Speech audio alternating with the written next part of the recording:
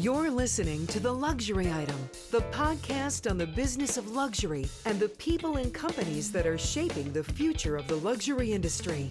Here's your host, Scott Kerr. On this special bonus episode of The Luxury Item, my guest, backed by popular demand, is Mickey Kahn. Mickey is the founder and editor-in-chief of Luxury Daily, the world's leading luxury business publication, where he is also the editor-in-chief. The last time Mickey was on the show, it was in the middle of May. While it was only a few months ago, the world was quite different. We had just been clobbered by the pandemic wrecking ball, consumers went into lockdown, and the economy was in free fall. Retail spending collapsed like a house of cards, and travel spending was down by more than 100% if you include refunds. Department stores and clothing stores experienced an extinction-level event after having experienced years of decline. From the earliest stages of the pandemic, the luxury industry has been highly attuned to the spread of the coronavirus and its massive implications for the sector. With key luxury markets around the world affected early in the year, brands were doing everything they can to protect the well-being of their employees and customers through store closures and other measures. No question the fashion and luxury market will rebound after this severe COVID-19 induced contraction, but getting back to growth won't mean returning to the previous world as disruptive forces reshape the industry. Mickey Kahn is here to share his thoughts on how luxury brands can successfully respond to industry changes and recalibrate their business. To give Mickey a more proper introduction, Mickey is Chairman, CEO of Napian LLC, and an entrepreneur who has successfully launched and sold several brands across his career. Publications he founded included industry leaders like American Marketer, Mobile Commerce Daily, and of course, Luxury Daily. Mickey is a brand builder, publisher, event organizer, public speaker, and marketing and retail futurist, all wrapped up in a really smart, insightful, and all-around nice guy. Welcome back to The Luxury Item, Mickey. It's great to have you on again. Thank you very much, Scott. Happy to be back. What have you been up to? It's I think last time you were by was in May. Lots going on. So, how are things going? Well, I've developed a severe case of cabin fever. There's no vaccine for that yet. No. So, did you wander out at all have you wandered outside of your area in Manhattan since we last spoke, just to see what's going on out there? For the first 3 months, I did what typical Manhattanites do. Do not go beyond your 3-block radius. And I was very strict about the quarantine. And then I gathered some courage and I started going further south. I made it as far as 60th Street and 5th Avenue. And then my young son dragged me downtown. And that's about it. I don't think I've traveled out of New York since February of this year. So this is the longest time I've stayed in one city in my entire life. Wow. So I have to say about a month ago, my tale here is about a month ago, I was walking around Soho. It's the first time I've been outside of my area in, many months. And I went down there, I was walking around Soho, it was the middle of the day during the work week or the virtual work week, whatever you want to call it. And as I was making my way through the cobblestone streets, it was like pin drop silent. Boutiques of some of the leading luxury retailers either closed or boarded up. They had these powerful murals and street art and graffiti adorning the building facades all along the walls there. Because of the pandemic pauses the present, it forces us to kind of live in the future. And the question I asked myself is the question I think that so many consumers and luxury marketers have been pondering. It's like, who will emerge intact from the pandemic purgatory and who will not? So that's kind of the first question I want to kick off with you, Mickey, is who will emerge intact from the pandemic purgatory and who will not? It's a great question, Scott. And I can tell you, those who have deep pockets will be able to survive, but those who have deeper brands will basically outlast their competition. So what we're saying is those with a combination of strong brands and well-managed finances have been able to pivot, keep their stores open, offer omni-channel retail services, and they've been better positioned out of the hard lockdown. But it's the smaller luxury brands that basically are in danger of running out of cash, and uh, they've been crushed by their leases across the world. So I fear that it's the same old story.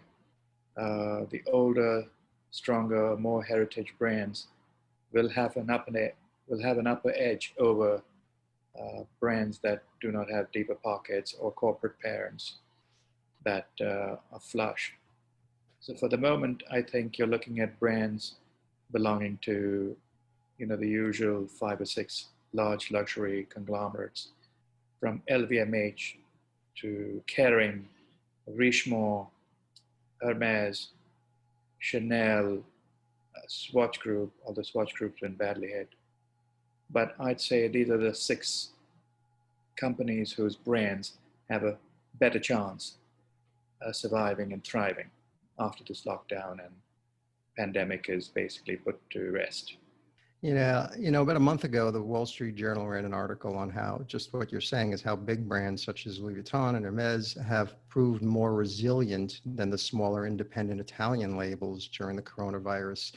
And a lot of these smaller brands had their own challenges even before the pandemic. They had trouble, attracting younger consumers, or they were slow to sell online. So it seems like these smaller independent brands could be left behind when the dust settles as well. I mean, ones that have been established, been around for a long time, they just, they had their challenges beforehand, and this is just like everything else, accelerated it. Yes, it's not to say that they'll all, wither away, but I'm fairly certain that if they manage to trim their costs, they'll survive. The key is the second wave. If we see a return to hard lockdowns over the fall and winter, then obviously, you don't have any guarantee, even if the bigger brands will be able to come out whole and intact.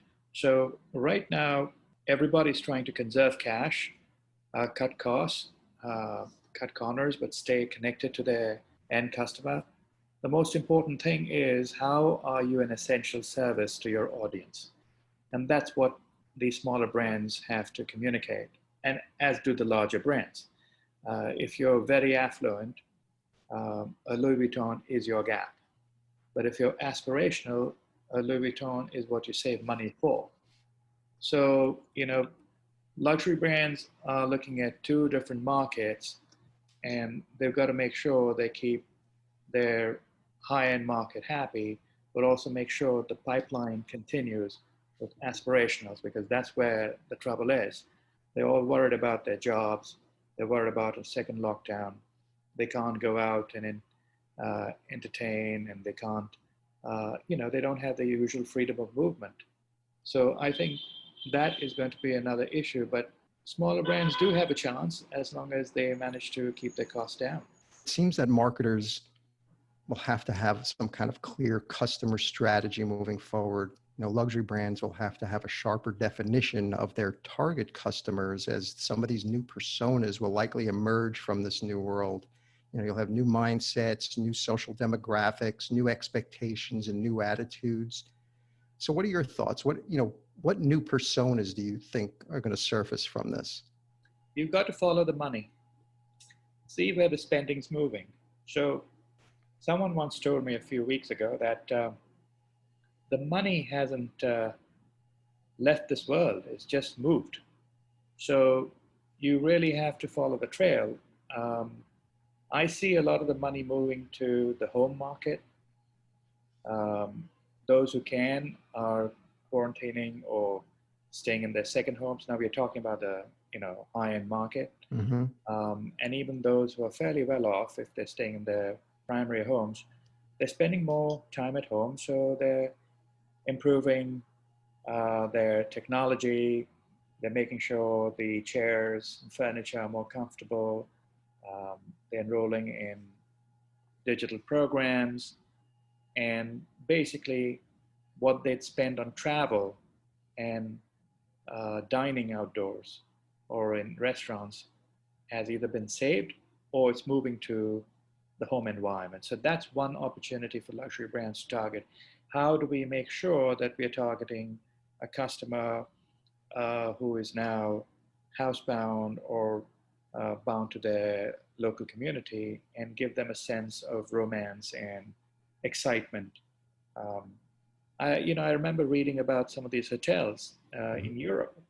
In fact, in France, in Paris, there's this hotel that has a 120-year-old restaurant, and they've got restrictions on indoor dining. So what they've done is they've launched a new takeout service, and it's immensely popular with their old customers. They reached out to them and said, "You can't dine indoors, but we'd love to take the restaurant experience to your home."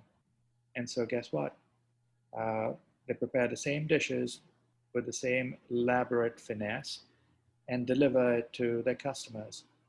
So I'm surprised hotels, haven't done this here in the United States or in other parts of the world. I think that's a way to look at it.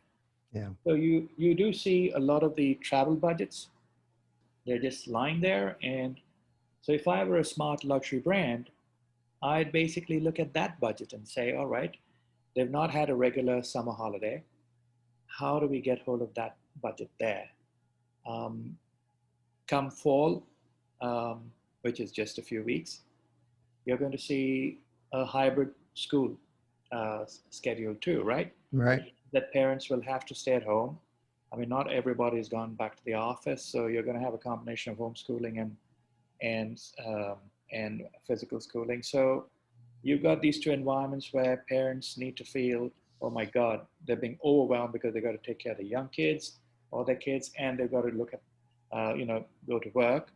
And so, how do you make sure that you tackle that market opportunity there, wellness, or something to make them feel they deserve it? So, there's several pain points that luxury brands and marketers should address and treat it as basically, all right, this is the new condition for the next few months till a vaccine gives us some assurance that we can go back to a sense of normality. But for the moment, I'd say look at where customers are. They're at home, they're traveling domestically, um, they're spending money indoors, and how do you fit into that environment? I think the Macy's had a earnings call. I think it was like a week or two ago, and the executives were commenting on this recent shift away from spending on experiences towards purchasing goods, and specifically luxury goods while they're at home. I think the CEO thinks the fallout of these bankruptcies could actually, lead to opportunities for Macy's in the luxury area because attitudes are different now. Yes, that's a great point he raised, but keep in mind that we are in a holding pattern. So I wouldn't say that this is a permanent uh, schedule. And while consumers are, you know, open to, staying at home, at some point, this cabin fever is going to reach a pitch, right? Mm-hmm. So stores have to be very prepared for some changes. And I mean, department stores have to be extra cautious, obviously, because their direct competitors actually their vendors. I mean, Chanel has their own stores, and so does Louis Vuitton, as does Hermes. Right. And they're doing their level best to make sure that they get their customers in directly rather than through the wholesale channel. So the department store model is a little different. But I just look at the situation and I see opportunity, but I also see threat.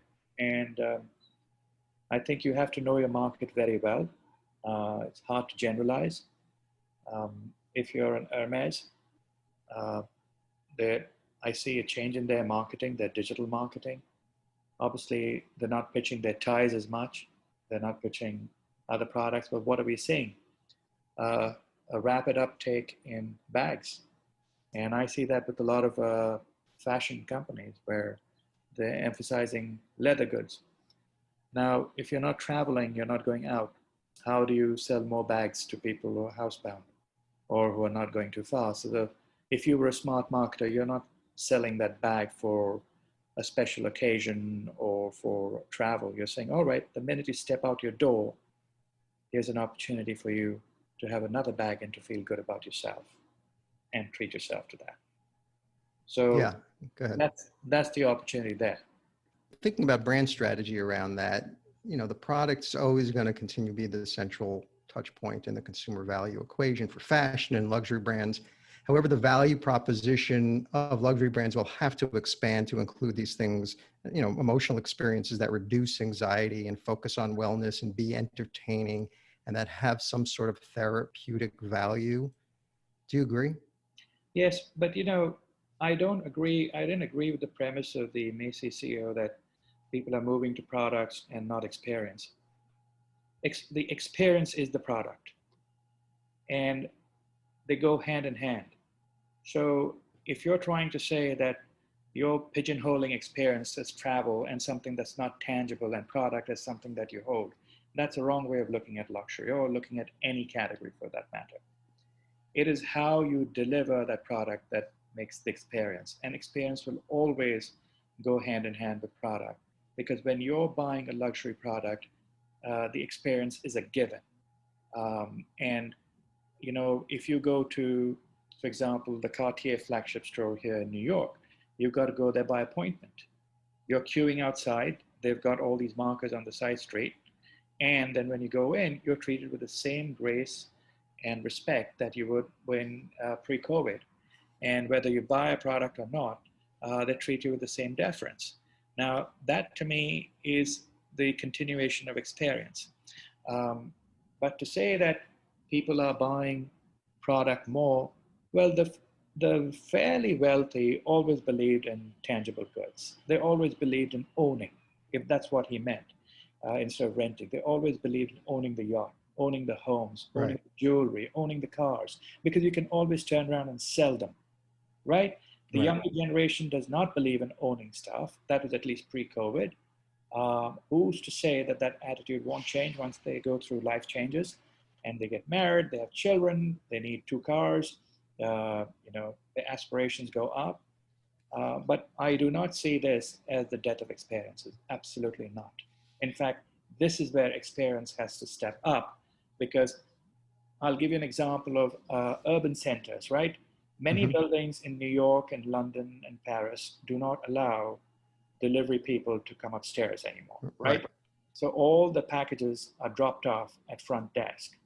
Now that's where the luxury experience ends. So what you're looking at is the package as the experience. You're looking at the fact that you're getting a text ahead of time saying that your package will arrive in exactly 15 minutes. And we've beaten our time estimate. And there you're delighting your customers. So how do you redefine experience given these constraints? And that's what we have to focus on.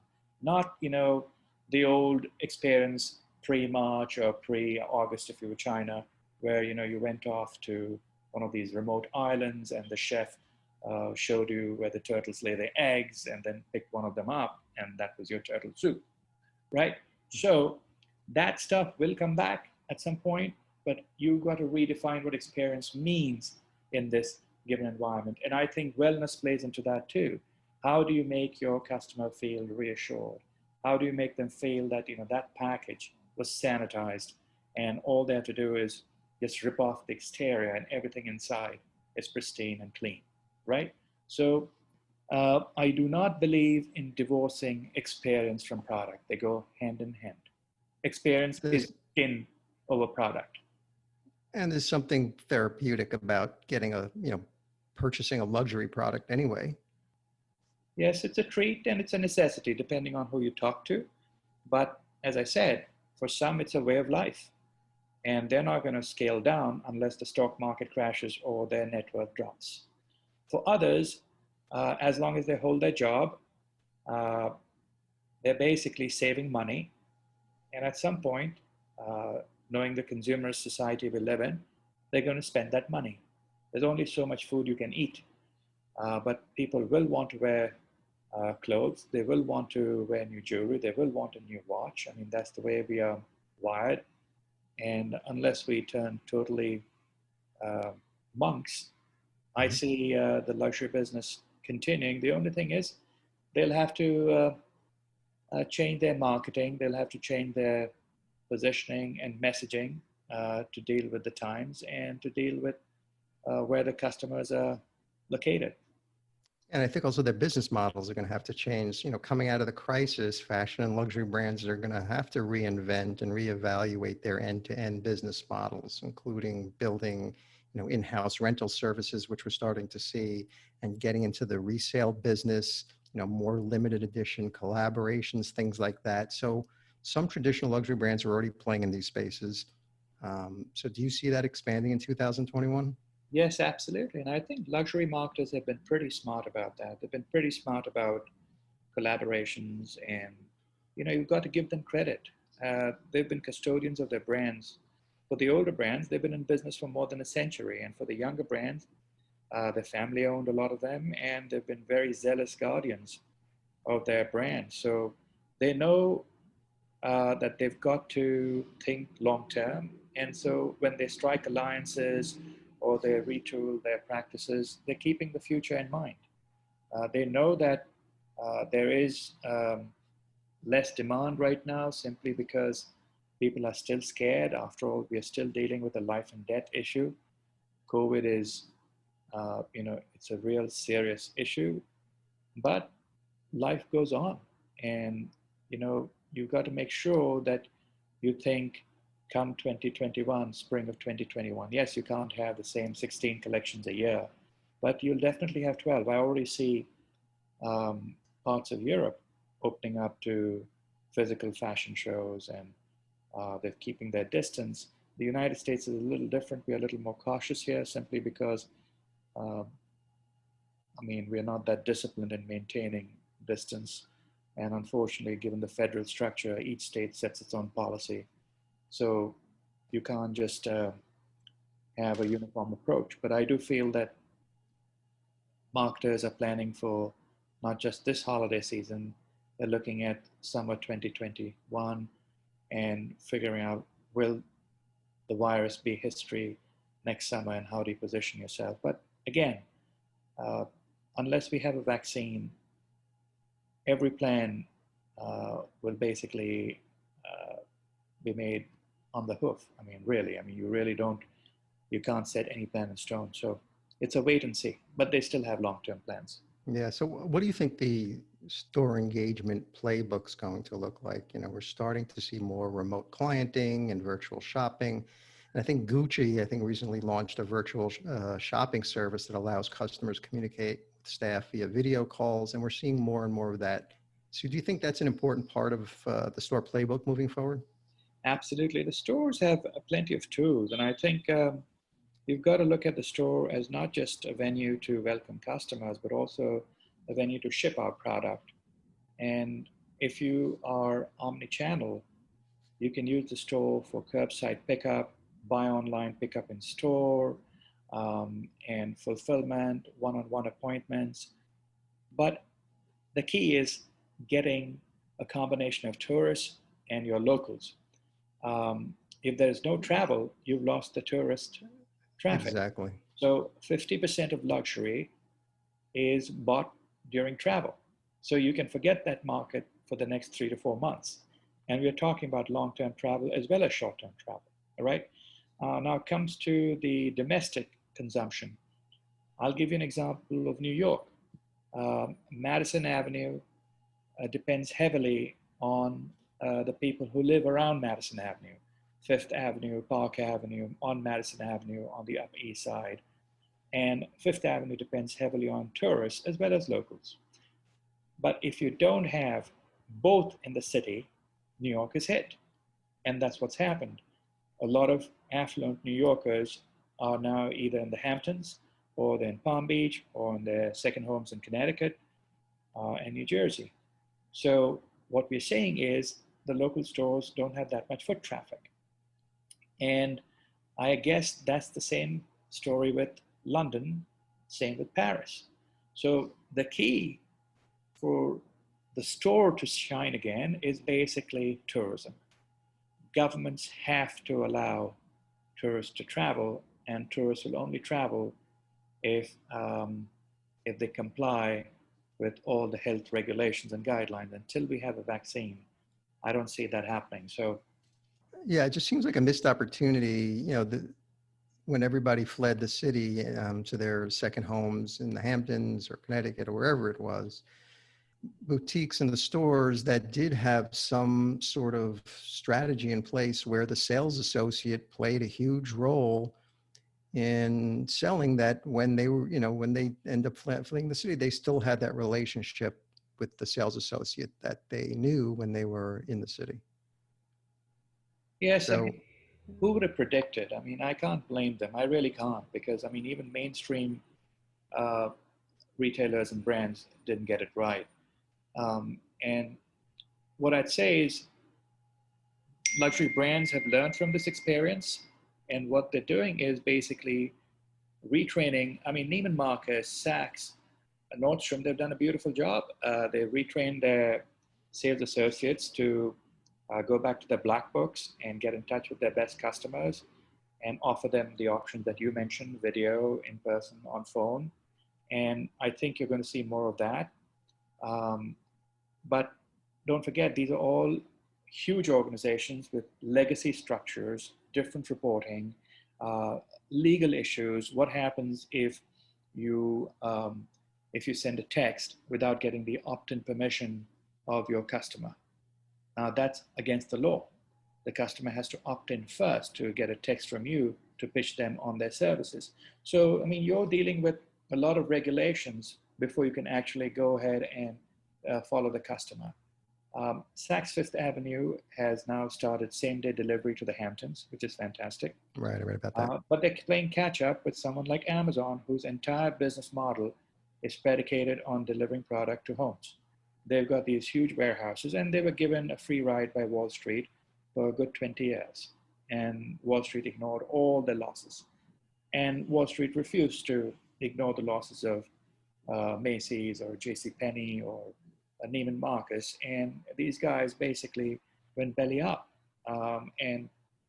So I'm seeing a lot of luxury brands making changes in the way their sales associates deal with their customers, and we call them clienteling or clienteling, depending on how you pronounce it. And I see more of this.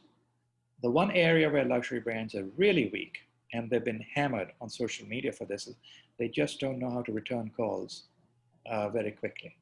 So their response time is extremely poor. And they've got to follow and learn from Land's End and LL Bean. So if I were advising luxury marketers, I'd say follow the best in breed in non-luxury to see what are they good at. So look at companies that are very good at remote selling, all the catalogers. Look at Amazon. What makes Amazon really strong? You can barely find the customer service number on Amazon's website. You really have to dig deep. You send an email to Amazon, they sometimes tell you just keep the product, don't even bother returning it, right? Luxury can't afford that. You cannot do that. If someone's bought a $2,000 watch, you can't just tell them keep it, right? To get that watch back requires different security protocols. You're talking about insurance, you're talking about packaging, you're talking about when it comes back to you, how do you process that return? How does it go? How do you clean the strap? Do you garbage the strap? What do you do? So these are very thorny issues that luxury brands have to deal with, because they're not dealing with essential products and groceries. They're dealing with very pricey items. And in some cases, they're dealing with product that cannot be returned, because once you buy it, basically it's customized. So that's it. So they're learning. It'll take time. No one saw this coming.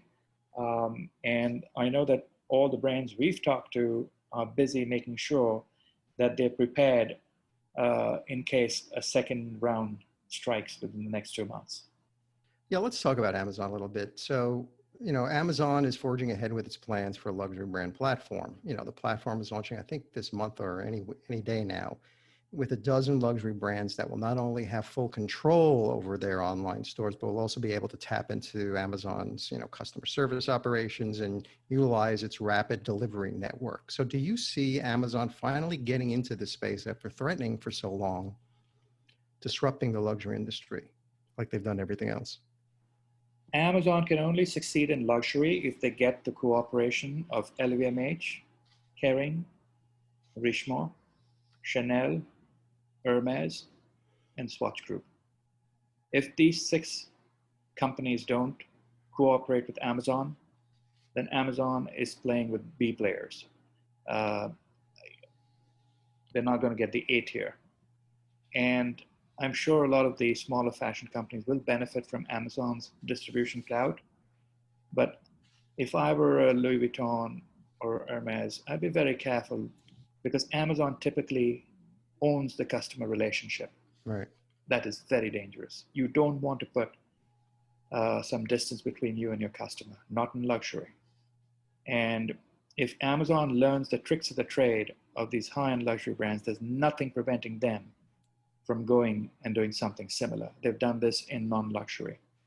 So yes, they'll get a lot of fashion companies who are not really high-end, but I'd be very surprised if LVMH and its ilk say yes to an Amazon shopping platform. I know that these companies sell through Farfetch and Matches Fashion and Net-a-Porter, but those are high-end platforms. They've got a different positioning, and they make sure that when they sell these companies' products, they're still great custodians of their brand. When you're buying from Amazon, you're buying from Amazon. The Amazon brand is stronger than any brand that it sells. And you don't want luxury to be overshadowed. So I'm curious to see which brands Amazon announces. I love Amazon. I think they've done a great job. But if I were a luxury brand, I'd be extremely leery. I would be shocked if LVMH and some of the other big houses work with Amazon on this. I agree with you. I think if they do, I think it really dilutes the brand. It's something that they've built the value for so long. I would be shocked to see that. I'll give you an example. And this is personal. For many years, I used to wear a cologne from this Italian company. I shan't name it because they're a great company. And, they make very high-end suits for men. And they're very sharp suits, but they also had a license for fragrance. And it was a citrus fragrance. I used it for a couple of decades. My guy at Bergdorf suggested it to me in 99 or 2000. And that's where I used to get my stock. Then Bergdorf made the decision not to sell that product. And that created a problem for me. So I had to go to another store that was not really high end, and they sold it. And then one day I just did some research on Amazon, and I found it on Amazon, and I bought it. And that was the last time I wore that fragrance. Yeah. Because in my mind, it had lost its premium positioning. It's psychological, that's all it is. And I just doubted if it was really the authentic product. I asked my son, I said, take a look at the old bottle and the new bottle. He said, who knows? And I look at that, and to me, that's another worry I have. If anything that you buy from Amazon, if it's not directly from the vendor store, if it's third party, is it really authentic? And we have that issue yet with a lot of third party platforms. And I don't blame them. I mean, they've got hundreds of millions of SKUs. How are they going to police everything? They can't. And they're just relying on their vendors following the law. But there is a certain taint to selling luxury in a non-luxury environment. You do want to make sure that your product is in a physical environment that's considered upscale and in a digital environment that's considered upscale. Let's switch over to China. I think we briefly talked about China before. Spending on expensive clothing and handbags is recovering rapidly in China right now, but remains weak everywhere else. And by the middle of the decade, nearly half of all global luxury spending will come out of Chinese nationals, according to Bain, up from 35% versus last year. Now, there are signs that the luxury labels are going, at this point, everything I've read, going all out in this market. So do you think it's smart for these brands to be so reliant on Chinese spending? What happens if there's a luxury bubble and it pops? The luxury bubble has already popped. And it's not popped of its own volition, it's popped because of the COVID virus. So this is what would happen if there was a real bubble. We are living in that scenario right now. They have to sell to China because that's the only market that's consuming. So I can't blame them.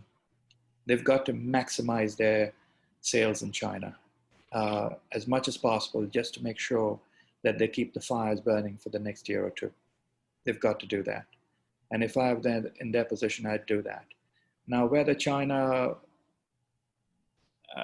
has an undue influence on luxury brand positioning and marketing, that's another story, because if China becomes a really big market, then they'll exert their clout in other ways.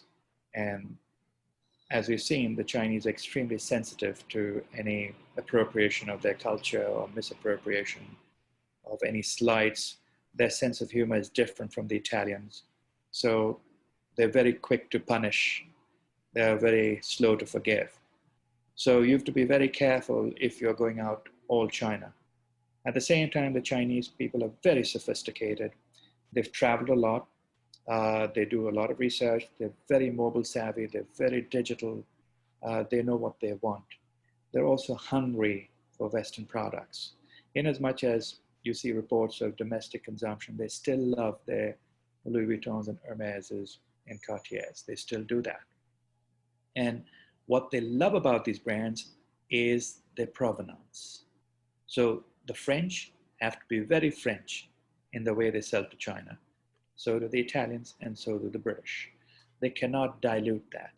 The Chinese are buying luxury products because of where they come from, because of what they stand for, not because of how they're pandering to the Chinese market. So you have to be very careful about that. So a Rolls-Royce may have Chinese characteristics, but it has to be a British Rolls-Royce. Same thing with the Cartier watch. It has to be a very Swiss watch. Same thing with fashion. So if the Chinese consider that a watered down version just for China, then what's so unique about it, right? So you have to balance. China is a big part of your market, yes, but those stats of Bain only hold true if the Chinese can travel overseas. 50% of Chinese luxury consumption happens on travel overseas. Right now, that travel overseas has stopped. Have they diverted all their spending to the local market? No, they haven't. I haven't seen the stats. So the jury's still out if we'll see if China can account for 1/3 of all sales. No, I'd still say that given the setback we've had this year and the slow return to overseas travel, I'd say that China will still account for 1/5 or 1/4 of all luxury consumption rather than 1/3. That's a little way off. And who knows, we don't know. China seems to have picked up a fight with pretty much every major country in the world. And fairly or unfairly, it's embroiled in these issues. And in the United States, if President Trump comes back to power, I expect further restrictions on Chinese trade. If Vice President Biden comes to power, I expect the same anti-China policy. I'm seeing a similar anti-China sentiment in Germany and in France and parts of the UK. So, while brands may have China strategies, they have to keep an eye on their governments, because a lot of these governments, at the end of the day, they have their own agenda, and they don't care if there's collateral damage.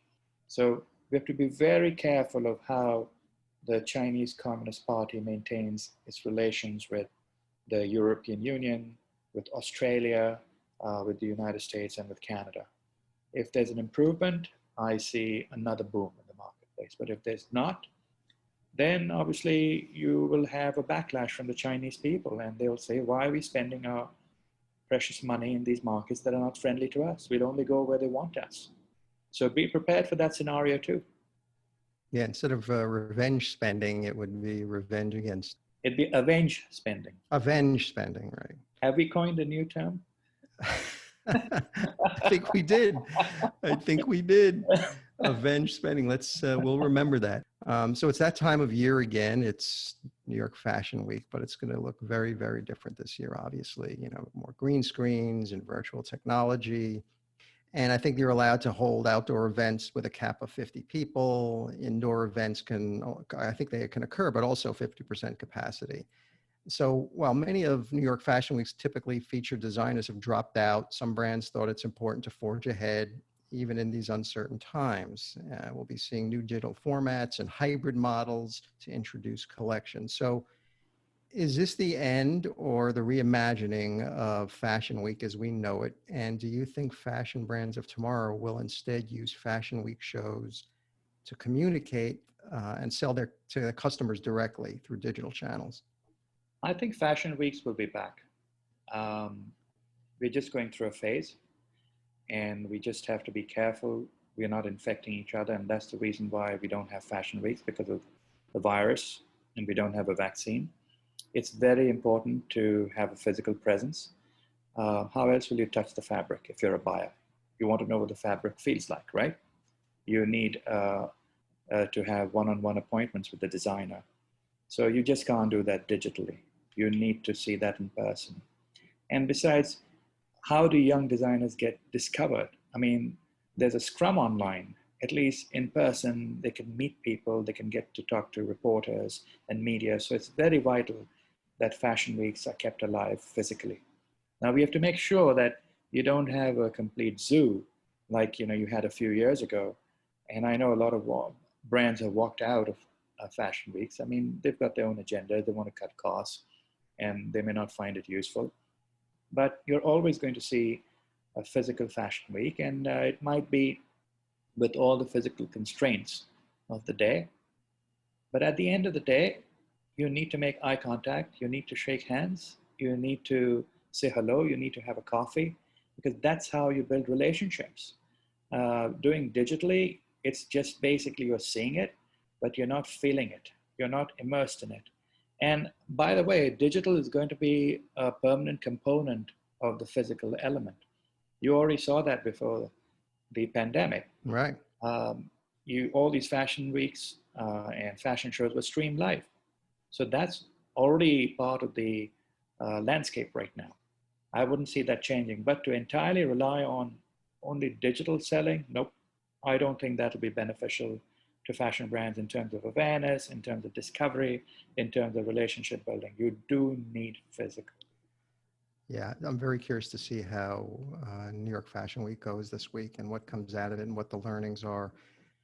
So lastly, I want to talk about Luxury Daily's Future of Luxury e-conference that's coming up on September 23rd and 24th. That's really exciting. That's every year you do this. I think you've been doing this for what, 7 years? Yeah, we call it First Look. That's what we call it in January. So we just rebranded it for this September, but we've been doing First Look since January of 2013. So what is the focus of this year's event? I took a look at the lineup. It just blew me away, especially, it being virtually. It's incredible. I'll let you tell the listeners, but what is the focus this year? What are the people going to talk about? Who are some of the speakers, if you want to drop some names? So the focus of this event is, as it says, it's the future. What's the future of luxury? And we've entered a phase where, I don't want to be dramatic, but, what was old may not hold true for the immediate future. You're going to adjust, you're going to adapt. And I believe that this is really the start of Luxury 2.0. That's what it is. What does that mean? That means it's a newer, better, more cohesive, more directed luxury. This pandemic has basically made us very clear in terms of our priorities. and it sharpened the tools that we had. If uh, if we were barely okay with CRM, this has highlighted the need for a stronger CRM strategy, right? So I see luxury marketers going through three phases. With what we're going through right now is evolution, revolution, and innovation. So that's what we want to stress with the Future of Luxury conference. We've got 42 speakers from major retailers and brands around the world. We've got Harrods, um, we've got Knight Frank in real estate, Harrods in retail. We've got magazines such as Travel and Leisure, Chanel, Apple, Kering's, Pomellato. You've got Watches of Switzerland, Wempe, and then various associations such as Walpole, Comité Colbert, Altagamma, eBay, McCann Erickson, Moet Hennessy. So I mean, Wow. Forest Research. You've got this whole lineup. I hope I hope the listeners take this opportunity, because it's very rare to get 42 people from 7 countries across different time zones to come together and share their thoughts on where they see their sector moving and what innovation are they seeing and where they see their company moving and the innovation they're spearheading. I've got the challenge of my life because I just hope to God the connection doesn't drop. So to me, that is my biggest fear. Talk about adapting to a new environment. When I have everybody in one room, I know the microphones will work and I know the PowerPoints will work. But here I'm depending on the Wi-Fi connection of 42 people working mostly from their homes and hoping to God that they've downloaded the software before they sign on, making sure they take this as seriously as they take a physical conference. So you talk about adapting, we're doing that, but they're giving their time. These are very senior executives who are giving their time to share ideas and strategy with fellow luxury marketers. How can listeners find out more? Just go to Luxury Daily. We are promoting it quite regularly. It's a yellow banner, and you will see that in our newsletters every day. You'll see it on our website. I'm promoting it and making sure that people have the opportunity to register. We've kept the registration fee low just so that we get maximum participation. But I'd also want these folks to, attend, and then feel free to reach out to these smart executives and talk to them, because you're not going to see another physical luxury conference for the next 6 to 8 months. Nowhere. They're all going to be digital, and most of them are pay for play. Not a single session that we are hosting is pay for play. It's pure editorial. So I just hope that, folks take advantage of this and basically get an idea. If you sit through this conference, it's 2 days. You may not want to sit through every session. It's going to be archived and recorded, but you'll have a fair idea of what's happening in fashion and leather goods, wines and spirits, automotive, travel and hospitality, in watches and jewelry, in real estate, in technology, in research, wealth management. It just spans every single sector of luxury. And I want to make sure that folks have the opportunity to absorb as much information and knowledge and insights as possible, because, our reality could change within weeks of getting the vaccine, or it could stay the same for the next 6 to 8 months. But we know what these guys are doing. And if you're looking to benchmark yourself against some of your peers, this is the opportunity. Yeah, it's the premier luxury event of the year. There's no question about it. And I'm really excited to attend. Mickey, thank you so much for coming back on for this special episode. I was getting lots of fan mail asking about you to come back on. So thank you for joining me and sharing some of your wisdom and thoughts over that you've gathered over the last few months and looking ahead. No, thank you very much. I'm very glad. As normally I'm the one asking questions, so it's good to be on the other side. I hope the listeners will take away, the right message from this. That is, times are tough. You got to stay tough. Make sure you're sensible in your strategy, but also be realistic and just be optimistic. At the end of the day, it's always mind over matter when you have crises like this. It really is. You've got to will yourself to do better. Thank you very much, Scott.